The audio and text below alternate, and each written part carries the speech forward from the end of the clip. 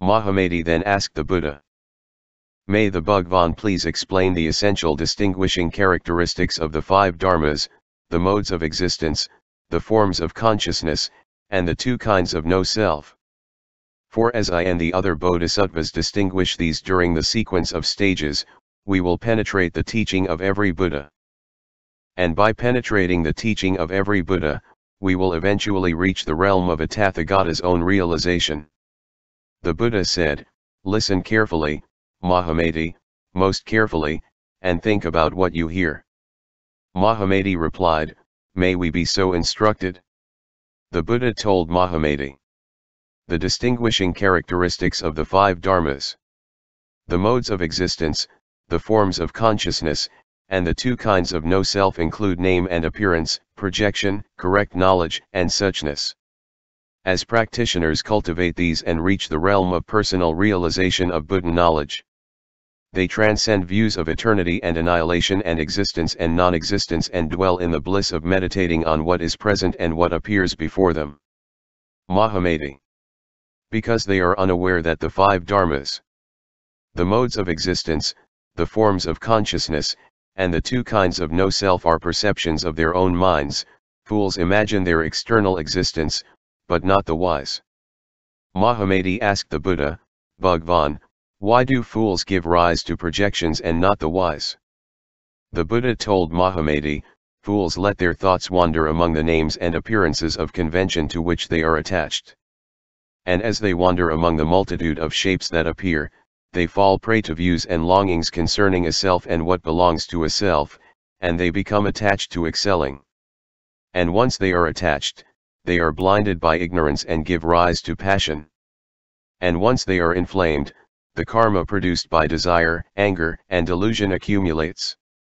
And as it accumulates, they become enveloped in their own projections, like silkworms in cocoons, or submerged in boundless states of existence in the sea of birth and death, as if they were on a waterwheel. But because of their ignorance, they do not realize that their own existence is an illusion, a mirage, a reflection of the moon in water, and without a self or what belongs to a self, that it is devoid of the origination, duration, or cessation of what characterizes or what is characterized, and that it arises from the projections of their own mind and not from a creator, time, motes of dust, or a supreme being. Thus do fools wander among names and appearances." Mahamati, as for appearance, what appears to visual consciousness, we name form.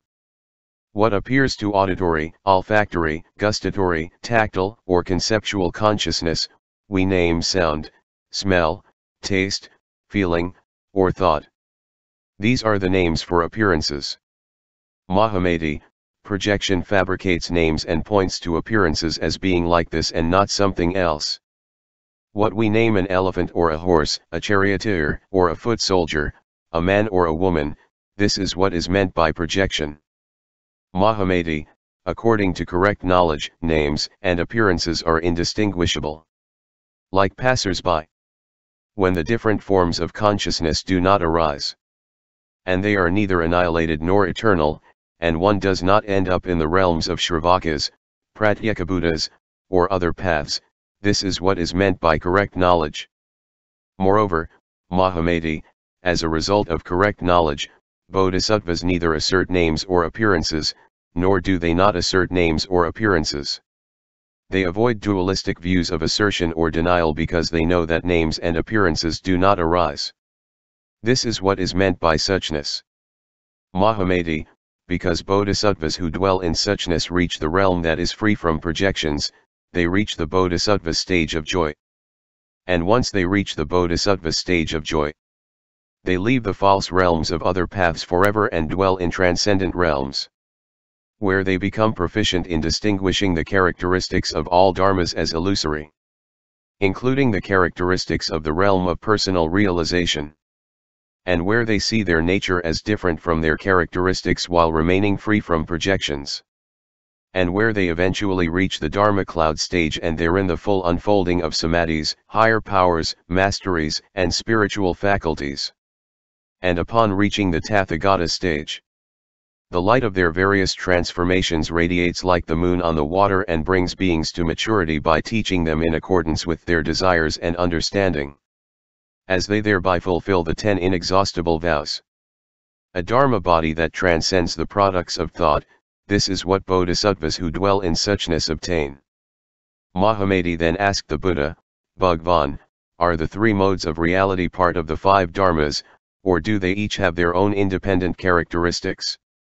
The Buddha told Mahamati, the 3 modes of reality as well as the 8 forms of consciousness and the 2 kinds of no-self are all included in the 5 dharmas. Mahamati, name and appearance are the imagined mode of reality. Mahamati. Because the mind and what belongs to the mind are dependent on projection for their existence and arise together with name.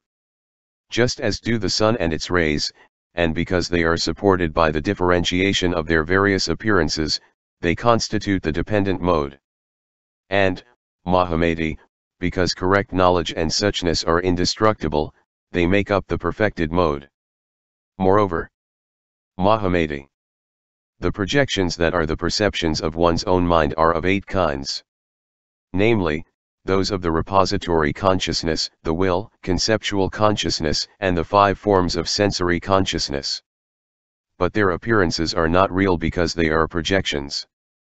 And when the twofold grasping of a self and what belongs to a self ceases, the 2 kinds of no-self arise. Thus, Mahamati, the sequence of stages that lead Shravakas, Pratyekabuddhas, Bodhisattvas, and Tathagatas to the self-realization of Buddha knowledge and all the teachings of Buddhas are included in the 5 dharmas. 84. Moreover, Mahamati, the 5 dharmas include appearance, name, projection, suchness, and correct knowledge. Mahamati, appearance is what is perceived as having physical shape and features. This is what is meant by appearance. If a certain appearance is referred to as a pot and not something else, this is what is meant by name. Designating names and pointing to appearances, as in the case of a pot, involve the mind and what belongs to the mind. This is what is meant by projection. But names and appearances are essentially ungraspable and ultimately unknowable. What is not affected by anything and what transcends mistaken projections, this is what is meant by suchness. What is real, true, certain, ultimate, self-existent, and ungraspable, these are the characteristics of suchness. The characteristics I and all Buddhas accordingly attain and truly explain and designate and indicate to others so that they are able to reach a true understanding of what is neither annihilated nor eternal and so that they do not give rise to projections but reach the realm of the personal realization of Buddha knowledge beyond the reach of Shravakas, Pratyekabuddhas and followers of other paths. This is what is meant by correct knowledge. And this, Mahamati, is what is meant by how the 5 dharmas include the 3 modes of reality, the 8 forms of consciousness, the 2 kinds of no-self, and all the teachings of Buddhas. Therefore, Mahamati, you should cultivate these in your own practice and teach others not to follow anything else. The Buddha then repeated the meaning of this in verse. The 5 dharmas include the 3 modes of existence, the 8 forms of consciousness, the 2 kinds of no-self, the entire Mahayana, name, appearance, and projection. These form the first 2 modes. Correct knowledge and suchness. These form the perfected mode. 85. Mahamati once more asked the Buddha, according to a statement made by the Bhagavan, the Buddhas of the past are like the sand of the Ganges, as are those of the future and the present. Bhagavan, are we to accept this as stated, or does it have another meaning? May the Tathagata be so compassionate as to explain this. The Buddha told Mahamati, you should not accept this as stated. The number of Buddhas in the 3 periods is not like the sand of the Ganges. And why not? Because they surpass worldly expectations and are not comparable to any comparison. But because foolish people are attached to permanence. And because followers of other paths foster their own pernicious views and projections. And their births and deaths are endless.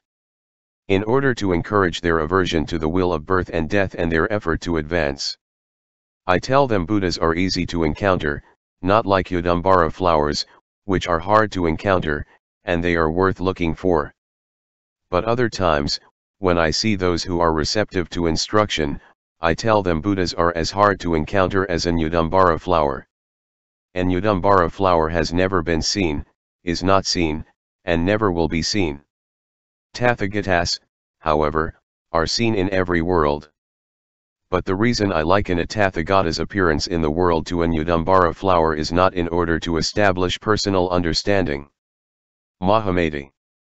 Those who establish their own understanding are beyond worldly expectations.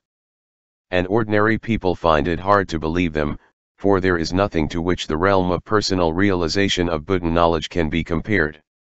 Tathagatas are truly beyond the characteristics perceived by the mind, the will, or conceptual consciousness. They are beyond comparison. Nevertheless, Mahamati, my comparison of Tathagatas to the sand of the Ganges is not mistaken. Mahamati. They are compared to the sand of the Ganges because when turtles or otters or lions or elephants or horses or people or animals tread on it, the sand doesn't give rise to projections and think they are disturbing me, for its nature is pure and free from such defilements. The self-realization of Buddha knowledge of the Tathagatas, the Arhats, the fully enlightened ones is the Ganges, while their higher powers, spiritual faculties and masteries are the sand. No matter how animals and people and followers of other paths try to disturb them, Tathagatas do not give rise to projections or concerns. Tathagatas remain at peace and free from thoughts of discrimination. And the freedom of Tathagatas from disturbance is no different than that of the sand of the Ganges because they have vowed to comfort beings with the bliss of samadhi. And because they have eliminated anger and desire. For example, the essential nature of the sand of the Ganges is earth. But when the kalpa-ending fire burns up everything made of earth, the essential nature of the element of earth is not lost because it arises together with the element of fire. Fools in other worlds imagine that earth is burned up. But earth is not burned up because fire is its cause. In the same manner, Mahamati, a Tathagata's dharma body is indestructible, like the sand of the Ganges. Mahamati, just as the sand of the Ganges is beyond measure, a Tathagata's light is likewise beyond measure. It shines on all Buddha assemblies everywhere in order to bring beings to maturity. Mahamati. Just as the sand of the Ganges could never seek to be other than sand. Likewise, Mahamati, the Tathagatas, the Arhats, the fully enlightened ones are free from birth and death, origination and cessation, because they have put an end to the cause of existence. Mahamati. Just as it is impossible to know if the sand of the Ganges increases or decreases. The same is true, Mahamati, of the wisdom of Tathagatas that brings beings to maturity, for it neither increases nor decreases because it is not a physical dharma. Physical dharmas can be destroyed, but the dharma body of a Tathagata is not a physical dharma. And just as pressing the sand of the Ganges does not produce cooking oil. Even if Tathagatas are pressed by beings in the most intense kinds of pain because of their great compassion. As long as any being has not yet attained nirvana, they do not abandon the dharma realm for the wished-for joys of samadhi. Mahamati. Just as the sand of the Ganges flows together with the river's water and not where there is no water. Likewise, Mahamati, all the teachings spoken by the Tathagatas flow together with nirvana and thus are said to be like the sand of the Ganges. However, Tathagatas do not flow or go anywhere because to go means to disappear. Mahamati, the ultimate beginning of samsara cannot be known. And because it cannot be known, how can anyone speak of going? Mahamati, foolish people do not understand that to go means to cease to exist. Mahamati asked the Buddha, Bhagavan, if beings cannot know the ultimate beginning of samsara, how can they know liberation? The Buddha told Mahamati. When one understands that the external world is a perception of one's own mind, the cause of the habit energy of beginningless projection ceases, and there is a transformation of one's imaginary body. This is liberation, not cessation. Therefore, what has no boundary does not mean nothing at all because such an expression as what has no boundary is a product of projection. Whether you look inside or outside, apart from projection, there are no other beings. Whether it is what knows or what is known, everything is still. As long as you don't recognize that your projections are perceptions of your own mind, projections arise. Once you do, they cease. The Buddha then repeated the meaning of this in verse. Who views the Tathagatas like the sand of the Ganges, not destroyed or disappearing. They can see the Buddhas. What is a Buddha's body like? Like the sand of the Ganges, flowing unpolluted, flowing on forever. 86. Mahamati once more asked the Buddha, could the Bhagavan please explain how dharmas are momentary and subject to destruction? Why are they momentary? The Buddha told Mahamati, listen closely and think about what I tell you. The Buddha told Mahamati, all dharmas are either good, bad, or neutral, created or uncreated, mundane or transcendent, karmic or non-karmic, defiled or undefiled, perceptible or imperceptible. Briefly, Mahamati, the 5 grasping skandhas are based on the mind, the will, and conceptual consciousness along with their habit energy. It is the mind, the will, and conceptual consciousness and their habit energy that nourishes the differentiation of good and bad by fools. Mahamati, cultivating the bliss and absorption of samadhi and the bliss of whatever is present, this is what is called good and undefiled by the wise. Mahamati, what is good or bad refers to the 8 forms of consciousness. And what are the 8? They include the Tathagata Garbha, known as the repository consciousness, the will, conceptual consciousness, and the 5 forms of sensory consciousness. These are not taught by followers of other paths. Mahamati. The 5 forms of sensory consciousness together with the mind, the will, and conceptual consciousness give rise to the development and destruction of good and bad characteristics and a body that continues without being destroyed. But while these arise and cease, people are unaware that they are perceptions of their own minds. And as one form of consciousness ceases, others arise, differentiate, and grasp shapes and forms. And as conceptual consciousness and the 5 forms of sensory consciousness arise in correspondence with one another, they last but a moment. Hence, they are called momentary. Mahamati, what is momentary is the repository consciousness of the Tathagata Garbha. But while the habit energy of consciousness that arises together with the will is momentary, its undefiled habit energy is not momentary. This is not something of which foolish people are aware because they are attached to the doctrine of momentariness. Unaware that the momentariness of everything is not momentary, they apply their views of annihilation to the destruction of uncreated dharmas as well. Mahamati, the 7 forms of consciousness do not transmigrate. Nor do they experience pleasure or pain. Nor are they the cause of nirvana. Mahamati, it is the Tathagata Garbha that experiences pleasure and pain and that arises and ceases in conjunction with causes. Intoxicated with the 4 states of affliction and that of fundamental ignorance, foolish people remain unaware that their view of momentariness is the mind under the influence of differentiation. Moreover, Mahamati, just as gold and diamonds and the relics of Buddhas possess a unique nature, which is indestructible, if realization were momentary, Mahamati, the wise would not be wise. But the wise are, indeed, wise. Even in the course of kalpas, the amount of gold or diamonds does not diminish. Why then do foolish people not understand the deeper meaning of my words and think that everything, whether internal or external, is momentary? 87. The Buddha then repeated the meaning of this in verse. Fools imagine created things as empty, impermanent, and momentary. Momentariness they imagine as a river, a lamp, or a seed. Afflictions end in a moment. They are still and uncreated. Nothing arises at all. This is what momentary means. Things arising then ceasing. This isn't what I teach fools. An unbroken continuous existence. This is the result of distinctions. Ignorance is the cause. This is where thoughts begin. But before any forms appear, Where are they in between? Cessation is unceasing. One thought follows another. Before they focus on form, on what do they depend to arise? Because this arises from that. Arising from what isn't real. How could something be momentary if it was never complete? The samadhis of practitioners. The relics of Buddhas and diamonds. Celestial palaces of light and music. The world cannot destroy. The abiding truths that are attained.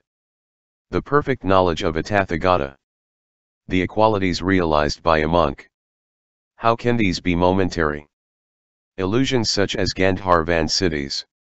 These too are not momentary. But regarding unreal forms, real is how they are seen. 88.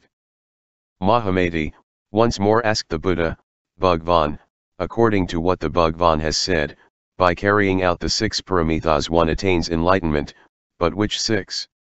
The Buddha told Mahamati, there are 3 different kinds of paramithas. Mundane, metaphysical, and transcendent. Mahamati. As for the mundane paramithas, because those who are attached to a self and what belongs to a self cling to dualities. They carry out the paramitha of charity in order to enjoy the form, sound, smell, taste, and touch of other states of existence.